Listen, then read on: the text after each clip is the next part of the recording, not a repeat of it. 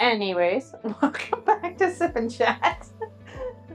And yes, I was just having a discussion with my husband, the cameraman. So anyways, just so you know, Janet is here. And Janet's with Zoe. So Joey's really good friends with the good old Gabby. And sometimes they like to talk. So yes, they do. They like to talk to each other. And then they like to chase the cat around as well. So you might have some background noise today. So anyways, my good friend Janet is here. Welcome, Janet. We Thank you. Thank you. Cheersing beverages. So yes. Cheers, my friend. Yes. And don't you always have to sip after you cheers, or else it's bad luck? Yeah, you have to take a little sip after you cheers. Or yes, it's bad luck. I did hear that. You don't need bad juju. I did hear that actually, especially not around this time of year. So we're all just kind of getting over some sicknesses. We are. And 'tis the season. Oh, that's the dishwasher going in the background. Welcome to just the house running itself. So, so Janet is my first guest. Actually, Joe was my first guest because I wanted to know why he was so intrigued for me to do this kind of endeavor. But so Janet, you're welcome to be the first guest. So welcome. Thank you. It's a pleasure. So here is the most important question. Do you remember when we met and how we met? Oh my gosh. Yeah. Okay. It was 2010, I believe. 2009, 2010. And we met, that was the school year, and we met at St. Mary's High School in Kitchener. Because I had like a partner that hadn't showed up for about a year and a half. Yeah, and and I just got a job at the school board, and I was the supply. Yeah. And you showed me around. Oh, and we just like went in and we had like a case. I remember we had a caseload of 2,700 kids that you and I had to split in half. Yeah. And it was like, you were like fresh, like new, welcome to something. And here is, 1,000 children to talk to. And of course it was really different back then because we were actually guidance overflow.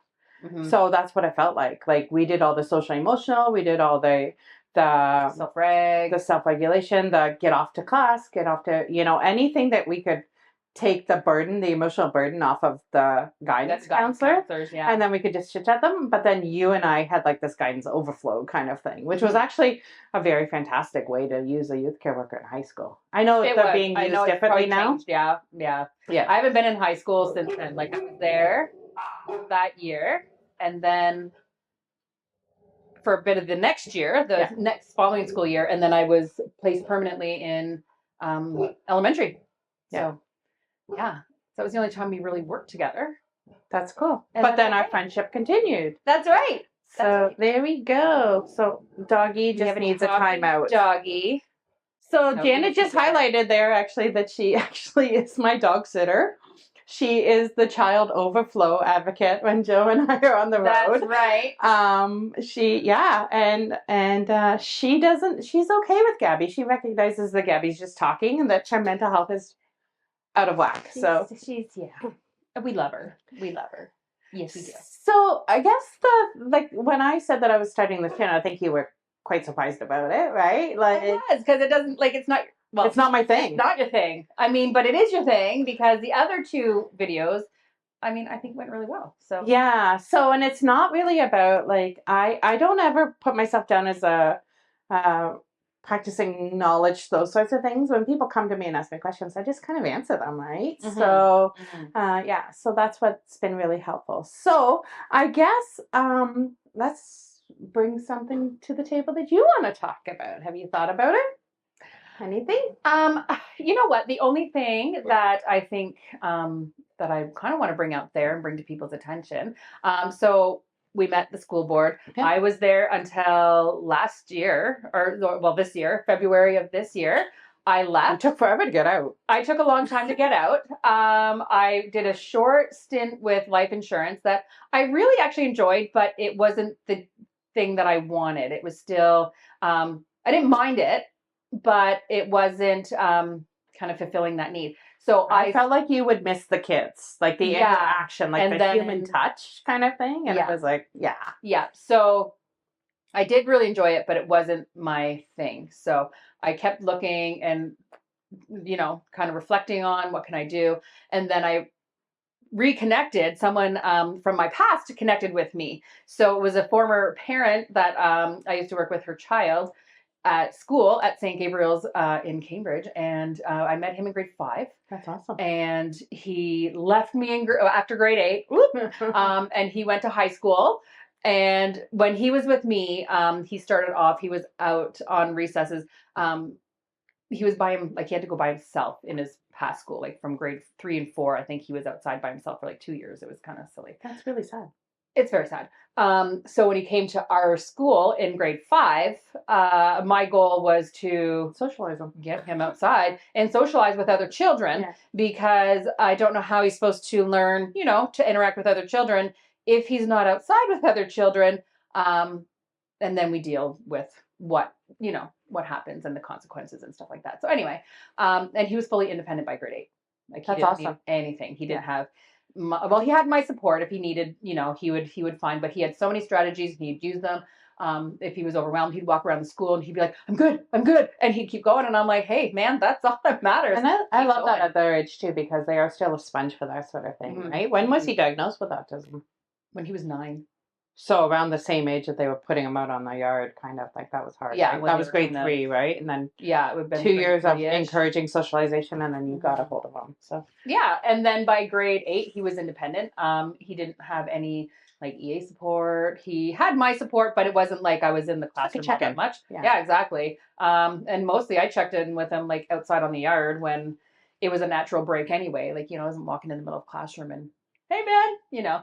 So anyway, so his mom found me on LinkedIn, or I think it was LinkedIn. She found me and she messaged me and just asked like, hey, are you still working with children? And I was like, no. So I kind of gave her the story of how I needed something different. So I went like totally different career. And he is now 20. And she wanted just someone to help guide him, because after, like you turn 18, the services really change when they're, when you go from autism services from a child, it starts off at a very, very young age. If they're diagnosed early, all this stuff.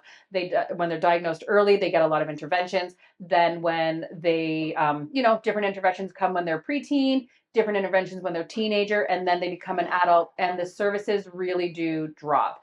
There are some services out there. It's not like they don't have any, but that's not a lot. I think it's a lot of, well, number one, it's fee for service, which is the harder part, right? So, and so that's, a couple things have come out of this, right? Like you and I are now both working in the adult sector, which is kind of fascinating, right? Yeah. So I know, because I did 8 years in children's mental health, and now I support the caregivers of the children with mental health. I still see the kids by all means, same as you still see the kids, right? But I see more adults now. I'm not with and some of these adults that I am working with and connecting with are parents themselves. That's awesome. So it's not the little ones. It's not, that's the adults that I'm working with now. And I actually really like it, just because I can't run down halls and streets. It's so ironic that you say that, because I can't do that anymore. People were so mad after 20 years when I left the school board. They're like, I can't believe you're like closer to retirement than you are to the beginning. And I'm like, I want to know what happens after 4 o'clock.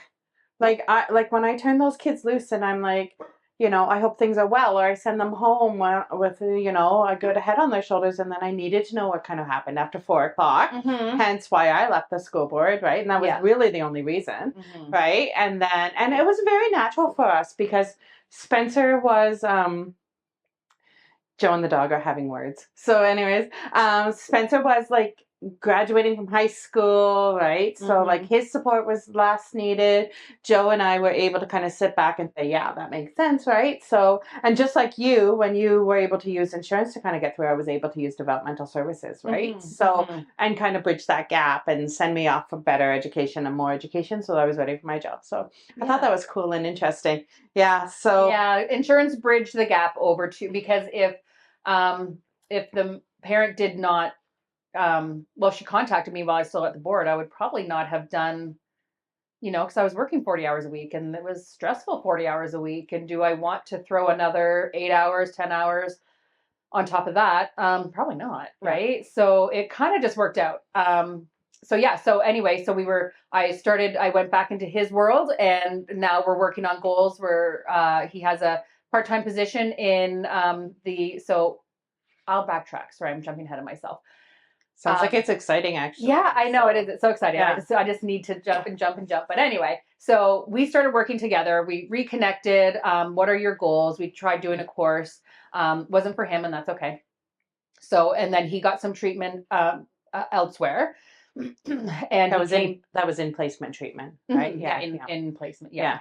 So you guys had some time apart. Yeah, we had some time apart, but I supported him throughout that as well. Phone calls, I would go visit, bring some goodies for him. Yeah. And myself and his mom were talking about that lack of service, but even the lack of awareness with people with autism. And autism has always been my thing anyway. I've always enjoyed autism and the different things that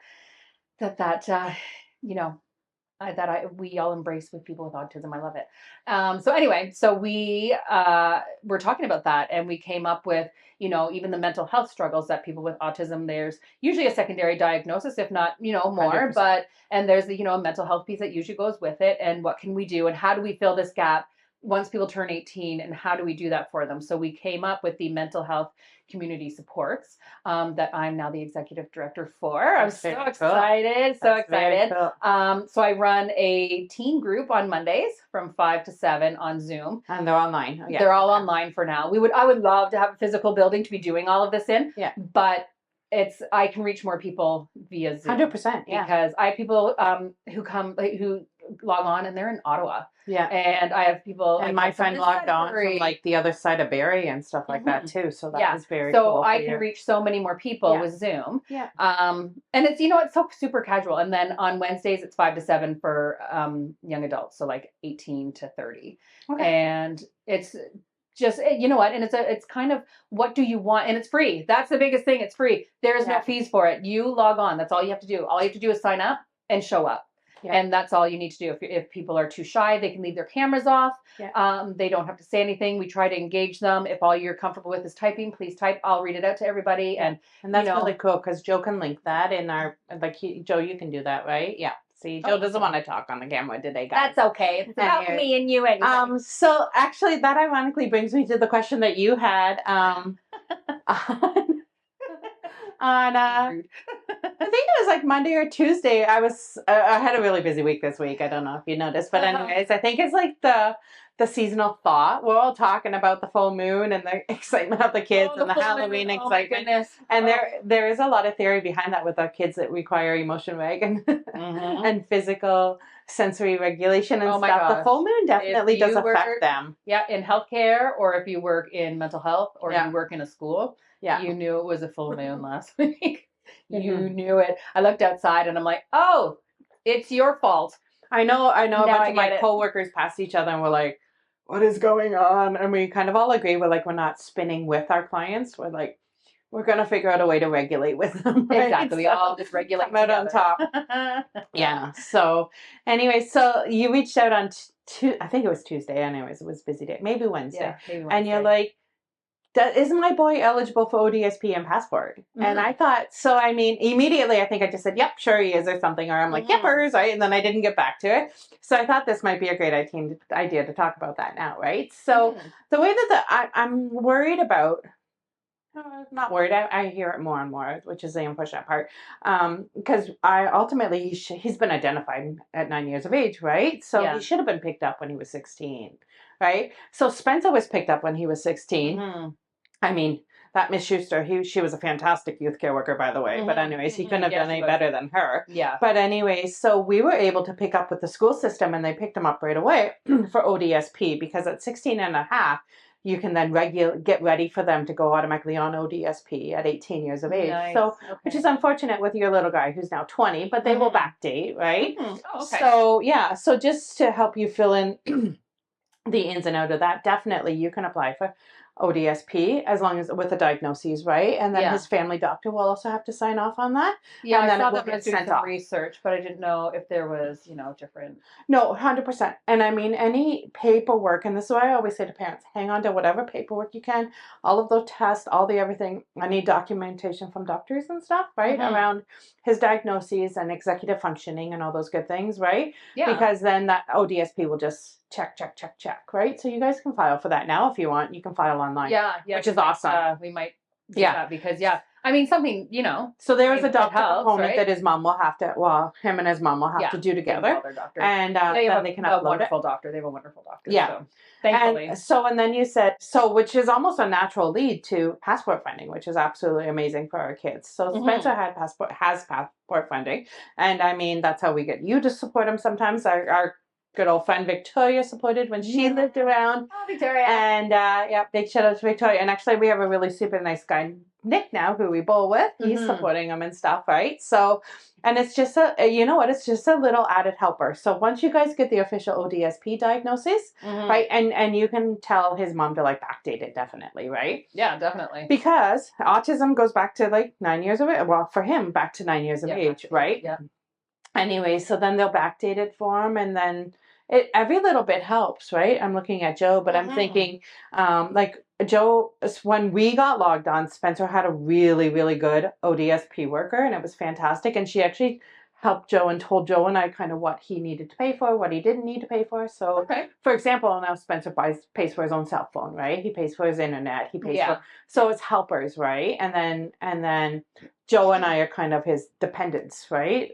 In the financial world of taxes and everything, right? So, anyways, but then they can apply for that ODSP, the passport funding, which is great. So it can basically, whatever they give him, anywhere from, I think it's around $5,500 to $100 right now a year that he'll be eligible for. Yeah, I mean, and it's great. It helps, right?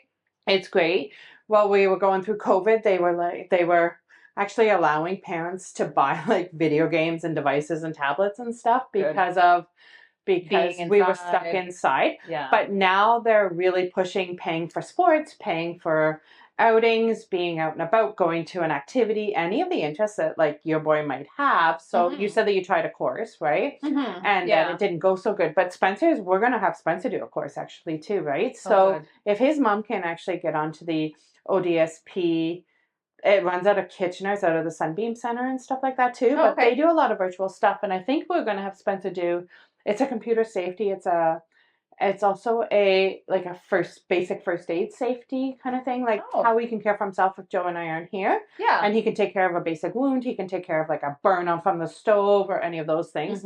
And then how to stalk like a scam on the computer. And I know even us totally normal people fall for scams on computers all the time, right? So because they just look so real. And then so, I mean, all of those things open up for him, right? So, and Spencer, Joe and I were talking, and we're going to take advantage of those opportunities for Spencer, some online virtual training. But then Spencer has a buddy that like goes out with him. He can go to bowling. He can go to Special Olympics. He really likes the floor hockey and the ice hockey at the Special Olympics, right? So, and any of those activities that helps him get out into the community, he will now be eligible for. So he will be eligible for passport funding. So, I love that. Yeah. And I just see bigger and better things for him, right? So same as like when Joe and I have needed some respite, hence why we pay you to be Spencer's respite. Spencer's able to stay in the home. Yeah. Right. And isn't that the best opportunity for him? So your boy would be able to kind of stay in the home. Parents can go away, get that break in, get that respite in, and be at peace. Right. Exactly. So exactly. And I think like it's so funny right now because in my caregiver support group, we are really pushing caregiver wellness. Yes. Because caregivers are the last to give themselves wellness. Right? Oh my gosh. Like, and a bubble bath doesn't cut it. No. A bubble bath doesn't do it, right? And I mean, you're dealing with adults. I mean, Joe and I are dealing with the adults, and it does mean time away, right? Yeah, knowing that get he away, can safely be in this house. A little bit of, exactly, you need that space, right? Yeah. Just as a parent, I mean, the bubble bath is great, but... they can still knock on the door and they can still, so it's not sustainable. We can always talk about self-love and like all that, you know, all those good things and how do you care for yourself and how do you take time to give back as caregivers. But just the parents that I've been supporting, they put themselves last all the time, right? Like their feels and their emotions and then, or else they keep going and then they don't make concrete, really good decisions sometimes. Neither, right? Because you're exhausted and you're Well, that's what they say on the airplane, right? You got to put your own face mask on first. Yeah, your own mask on first before you can help the person next to you. I think I just saw that on Schitt's Creek, actually. I love that show. Good old Canadian show. Yay, Schitt's Creek. Gotta love that show. Anyways, well, thanks for coming in. So, I mean, one of the questions that we always ask, what's my favorite drink of choice? Oh, so you're asking me what's my favorite No, drink? what's of my choice? favorite drink Well, of what's choice? your favorite drink of choice? Wondering how I mean, well you know me. Well, I mean, God, there's Typically actually red wine. I was going to say red wines. I mean, you do like your coffee in the morning. Oh yes, my coffee in the morning. Everyone Yes, needs coffee I in the mean, morning. exactly. So there's coffee in the morning, your red wine, your Merlot. Yeah. Yeah, and then I mean, well, your Caesars too. I mean, you have like a lot of like little drinks that you like, but I would always say coffee and red wine. Coffee and red wine. Yeah. Every now and then I put some water in there. I drink water all day. Yeah. In In between, coffee, have drink some coffee, water all have day. some water, have some red and wine. then go to the red wine at night. Well, and I mean, definitely thank you for being here. By all means, people can like and subscribe. Hopefully, I'll be back. We can. Well, and Joe won't boss us chat around more. next time. God love him, and we can have some more sipping and some more chatting. And more And, Zoe too. Zoe always makes a cameo in all my videos that I do. My little Tip Tuesdays. She is always in the groups that I run. She makes a little cameo. Nice. So Joe will actually upload your site for you if you're okay with that. Yeah, and my then gosh, we can promote it that way as well. And the services are free. Like sign up, Take come in, advantage. check it out. Like, you know, if you stay for an hour, awesome. If you're an hour late, that's okay. Mm-hmm. That's what I do too.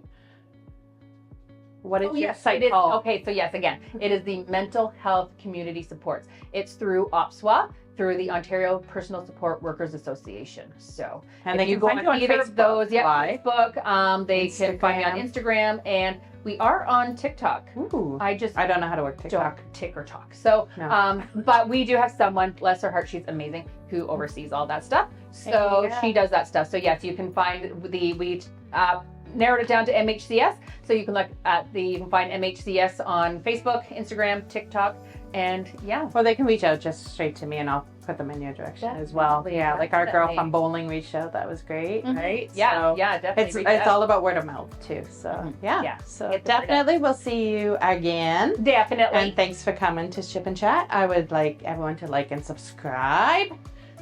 And please make a comment about who you'd like to come on next, because I have about 6 people that have already offered to come on.